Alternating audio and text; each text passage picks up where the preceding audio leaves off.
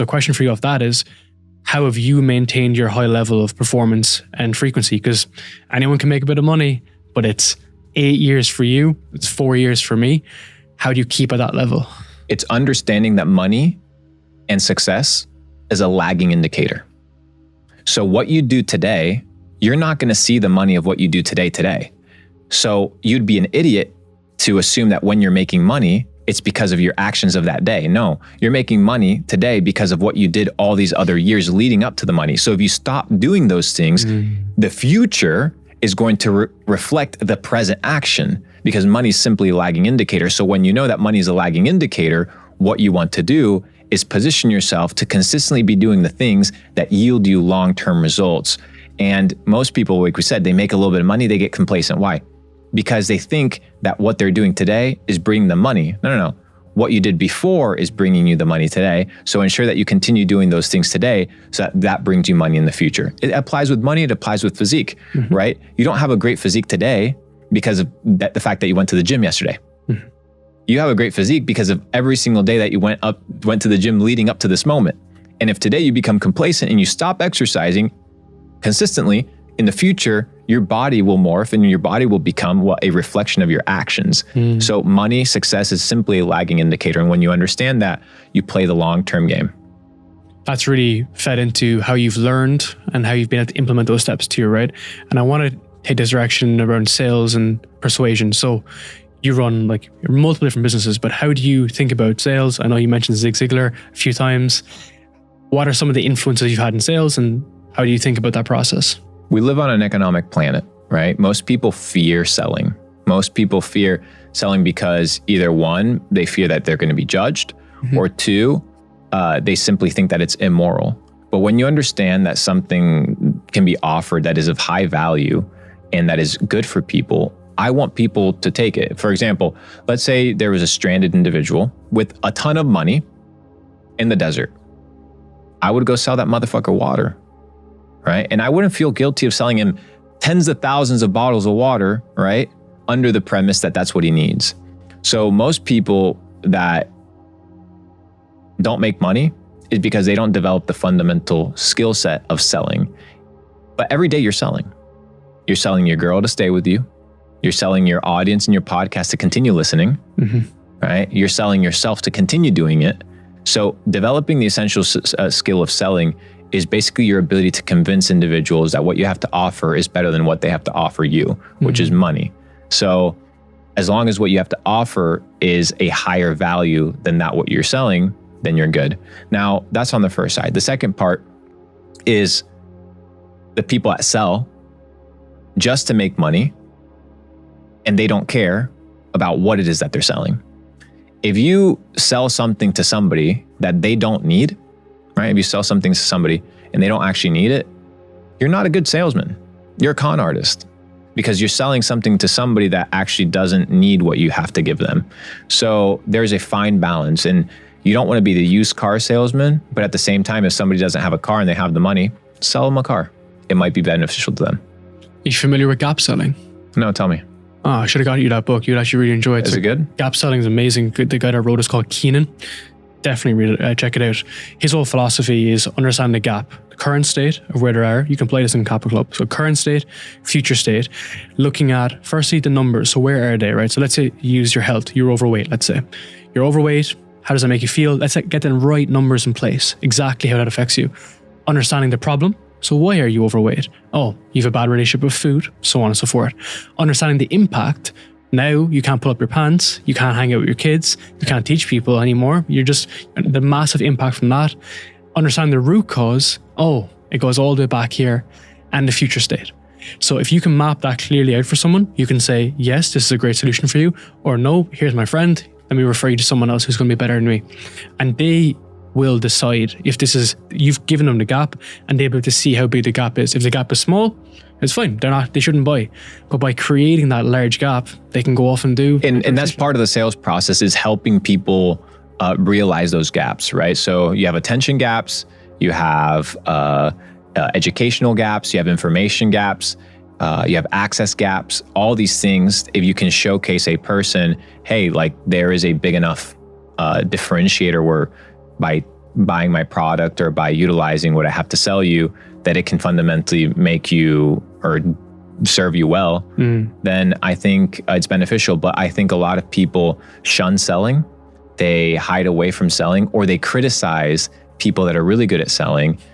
And there's no shame in it whatsoever, as long as what you're selling is actually valuable to the person buying it. Yeah, because you're able to understand the actual problem, Yes. right? And give them actually a solution.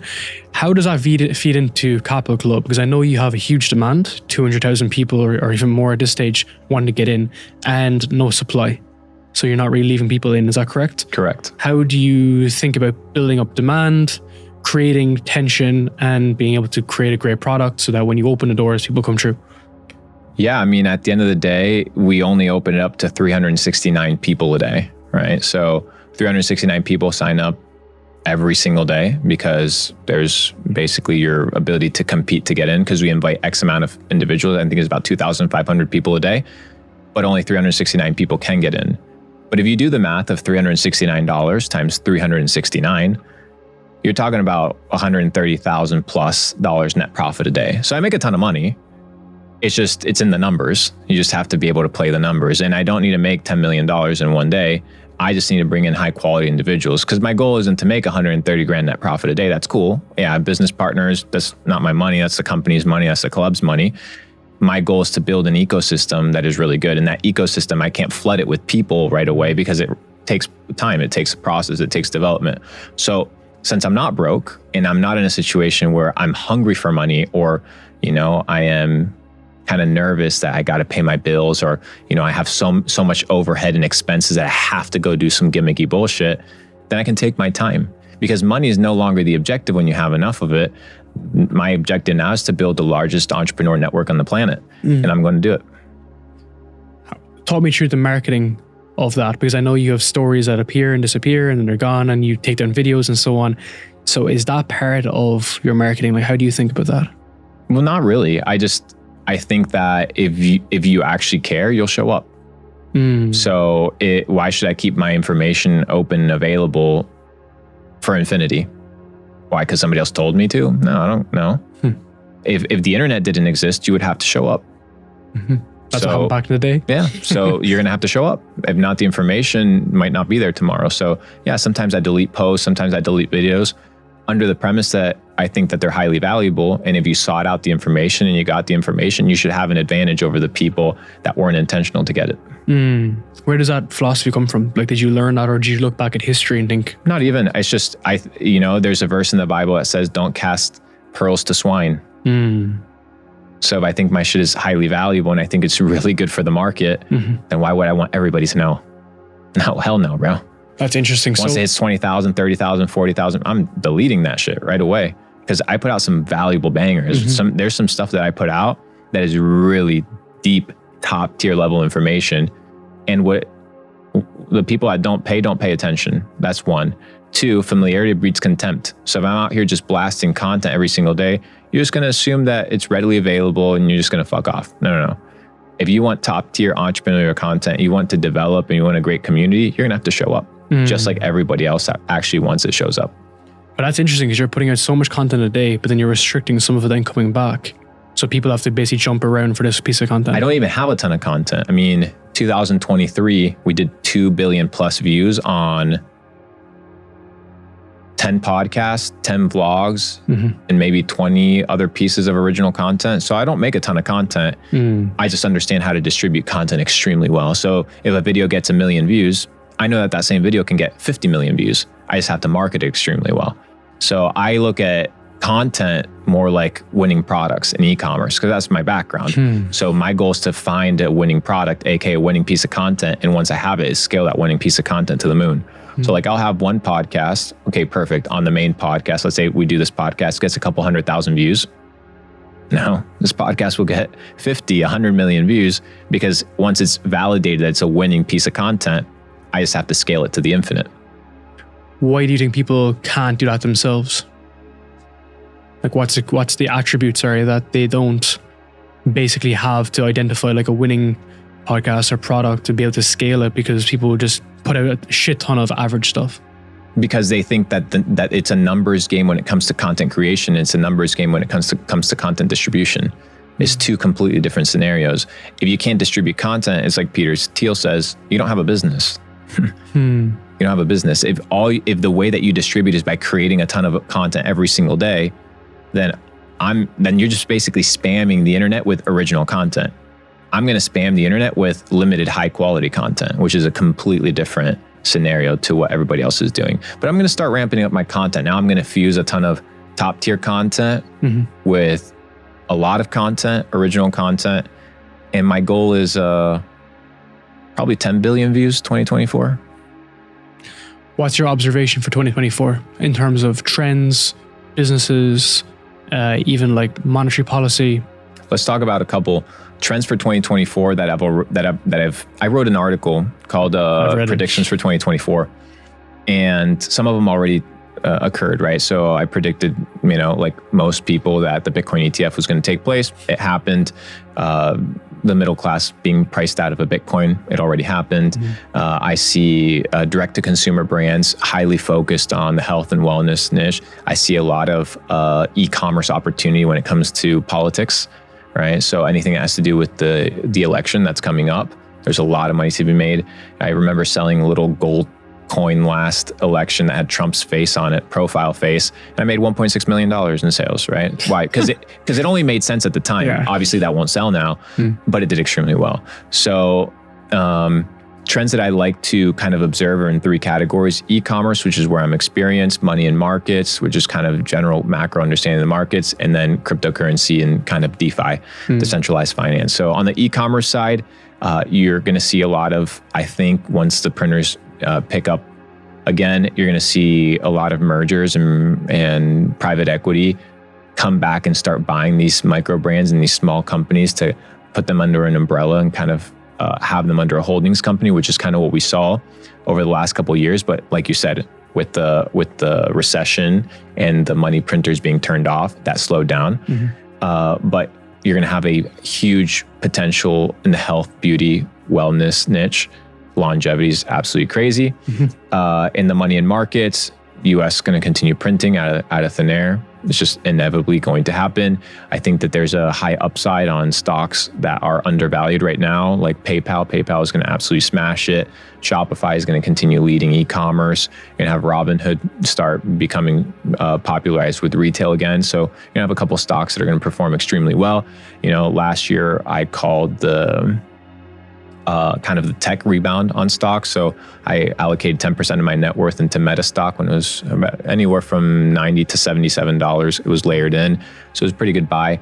And on the DeFi / cryptocurrency side, I think we're going to see a huge competition between traditional finance and DeFi, because the tools that are being implemented in DeFi are absolutely insane. You look at new tools that are coming out, new platforms like Jupiter Exchange, on the Solana ecosystem. You see enhanced products that basically look like traditional finance.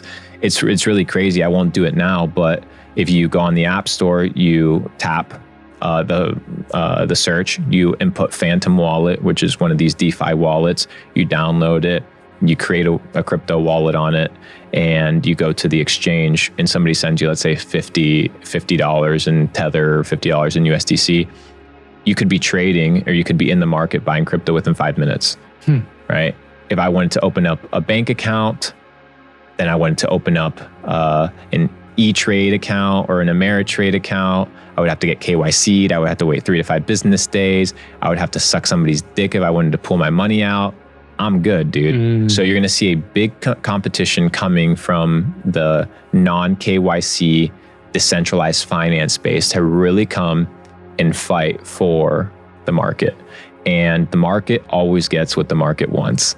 So when the market gets saturated at the bullshit, like for example, today, I wanted to send a $500,000 wire, right? I got all these questions. Who are you sending it to? Why are you sending it? What's the business registration of this other company? Do you have invoices? Do you have the communications? Do you have the terms of service? Do you have the agreement? Like, who the fuck are you? And I get it, right? Because on one side, you have the anti-money laundering, and you have OFAC, and you have all these companies that are basically slaves to whatever the government's telling them. But the internet is democratizing that, and it's creating a ecosystem where builders are creating products that the government won't be able to stop. If you ever see the statistics around anti-money laundering, it is literally a tiny fraction it's nothing, dude. of what actually they've done to build up all this like infrastructure and everything. It's like, it's a scam. it's the biggest illusion of all time, because apparently like there's no implementation. Dude, it's the same thing. It's the same thing with 9/11. They started implementing. US is supposed to be the freest country in the world. Where else in the world do they tell you to take off your shoes when you go through security, and they check and they pat you down and touch your nuts, and you're not supposed, and you can't take water on the plane? And dude, what the fuck? It's all the governments do is create a crisis and then take more freedom. Create a crisis, take more freedom. Create a crisis, take more freedom. So it's the same thing with the governments. It's the same thing with the banks. Oh, well, they're money laundering, or North Korea. Bro, how many people are out here sending wires to North Korea, motherfucker? I don't need to be out here doing all this KYC verification, but I get it, because if you're in business, you have your bank identification number, you have your license, you have your charter, and if you don't follow the rules, they'll pull that shit from you. So it's either telling the customer to KYC and do all this policy stuff, or you end up being in a situation where you don't have a business. I mean, look at Binance, bro. I invested in Binance when it was $2 in 2017, when it was the fucking hottest exchange in the world. I could do anything that I wanted on there. It was pretty good. I didn't have to do all this KYC nonsense. And now it's run by the US government, right? So now it's fully controlled. It's fully kind of regulated. And it's kind of the inevitability of big government. So I see that changing soon. And the irony of this, before we finish up, is the fact that even banks that are heavily regulated are also fucked. So Peter Schiff with Euro Pacific, he had everything audited for 4 years. There wasn't one missed transaction. And usually there's a leeway, like 2% or 1% of transaction. There's a leeway, of course, like in accounting.